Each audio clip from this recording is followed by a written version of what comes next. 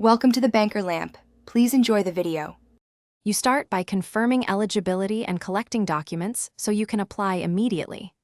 Check your credit profile, because even with limited history, Discover needs identity and soft pull info. This reduces surprises. Once done, choose a deposit you can afford, $200 is common, and link a bank account to fund it.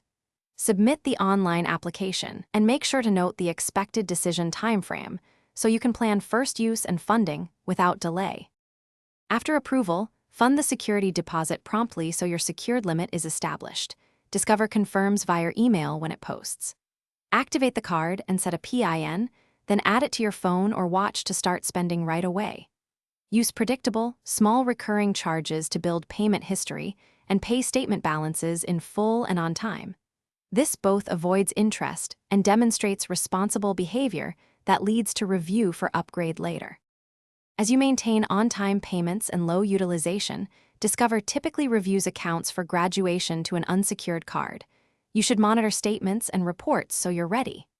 Once done, request the refund of your deposit if upgraded, and make sure to keep balances below 30% of your limit to help your score.